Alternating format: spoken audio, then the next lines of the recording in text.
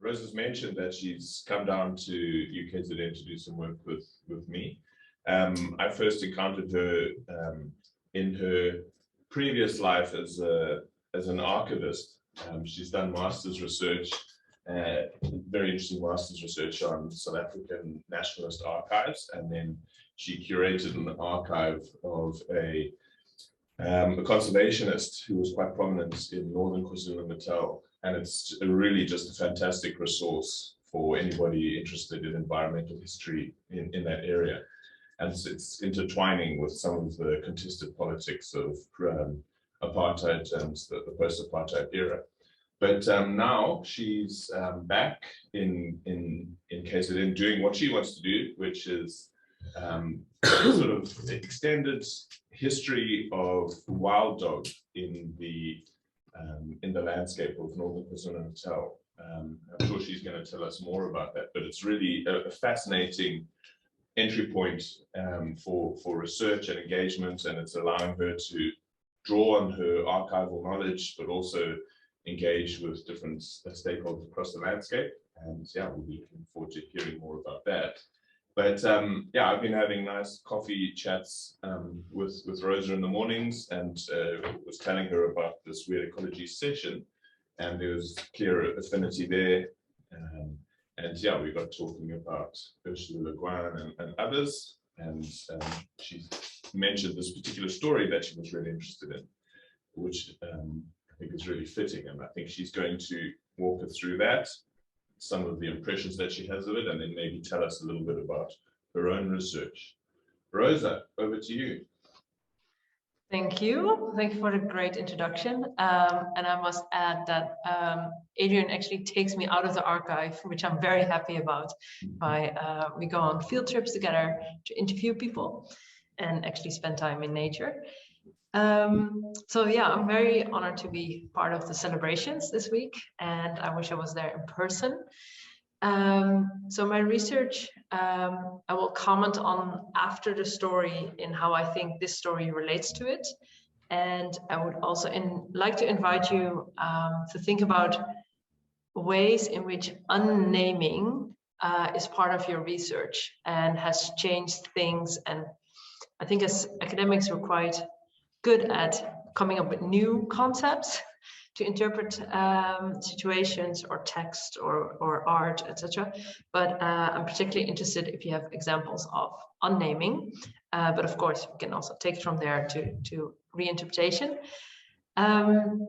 Because there's this very brilliant story by Ursula Le Guin, and it's called She Unnames Them. And just as Heather talked about sort of the power of art, I think the power of fiction also helps us imagine different ways of being in this world, and ways of relating to animals specifically.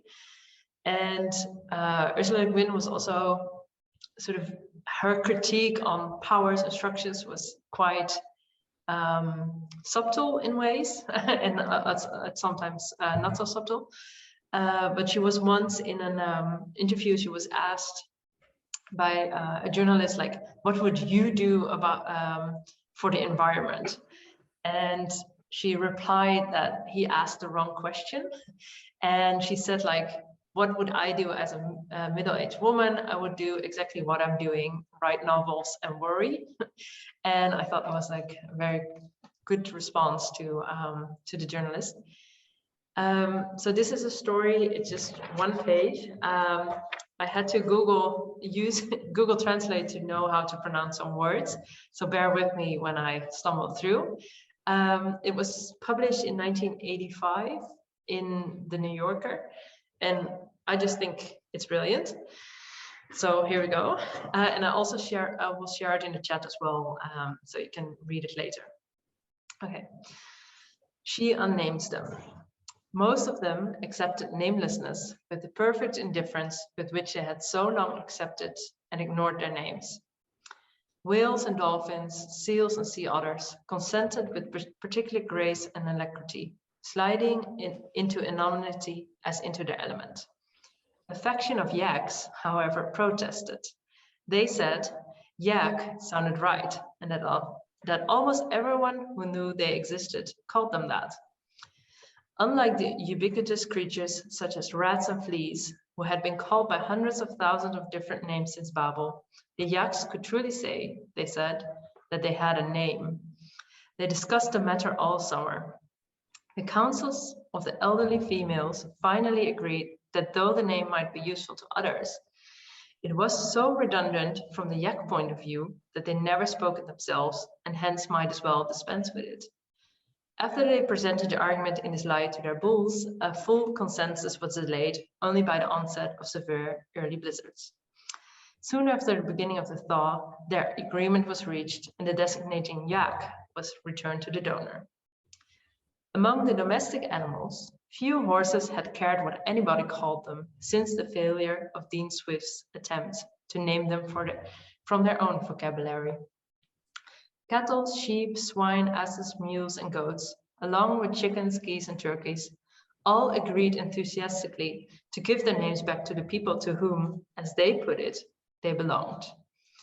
A couple of problems did come up with pets.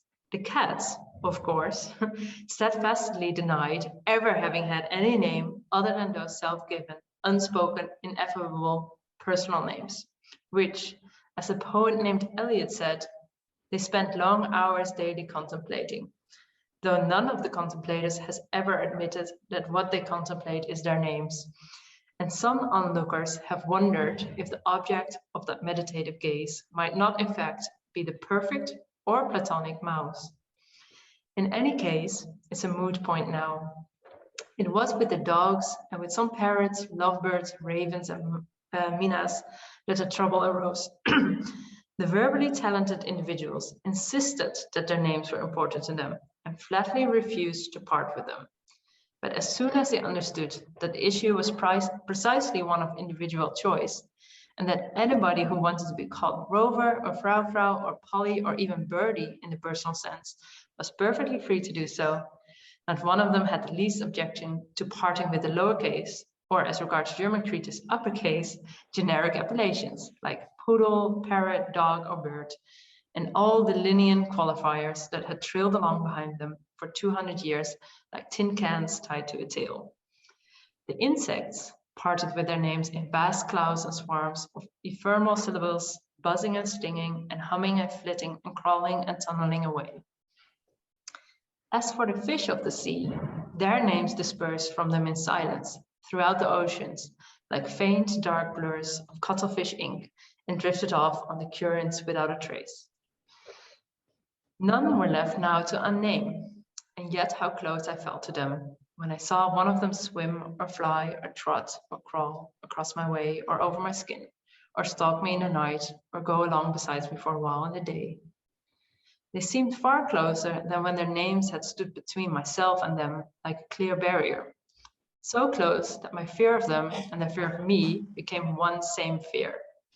And the attraction that many of us felt, the desire to smell one another's smells, feel or rub or caress one another's scales or skin, or feathers or fur, taste one another's blood or flesh, keep one another warm, that attraction was now all one with the fear, and the hunter could not be told from the hunted, nor the eater from the food. This was more or less the effect I had been after. It was somewhat more powerful than I had anticipated, but I could not now, in all consciousness, make an exception for myself. I resolutely put anxiety away, went to Adam and said, "You and your father lent me this, gave it to me, actually. It's been really useful, but it doesn't actually seem to fit very well lately, but thanks very much. It's really been very useful." It's hard to give back a gift without sounding peevish or ungrateful, and I did not want to leave him with that impression of me. He was not paying much attention as it happened and said only, "Put it down over there, okay?" and went on with what he was doing. One of my reasons for doing what I did was that talk was getting us nowhere, but all the same, I felt a little let down. I had been prepared to defend my decision, and I thought that perhaps when he did notice, he might be upset and want to talk. I put some things away and fiddled around a little, but he continued to do what he was doing and to take no notice of anything else. At last I said, "Well, goodbye, dear. I hope the garden key turns up." He was fitting parts together and said, without looking around, okay, fine, there, when's dinner? I'm not sure, I said. I'm going now with the, I hesitated and finally said, with them, you know, and went on out. In fact, I had only just then realized how hard it would have been to explain myself. I could not chatter away as I used to do, taking it all for granted. My words now must be as slow, as new, as single, as tentative as the steps I took going down the path away from the house, between the dark branched tall dancers, motionless against the winter shining. All right. I hope that was easy to follow.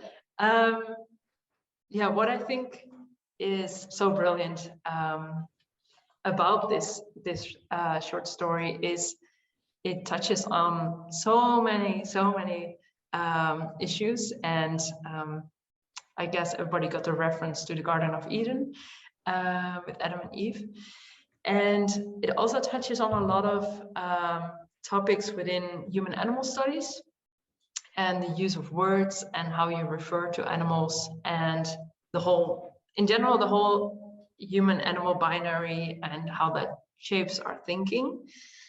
And so currently with the wild dogs, I'm just going to share a picture of wild dogs so that everybody knows who I'm referring to. Can everybody see these? Yeah.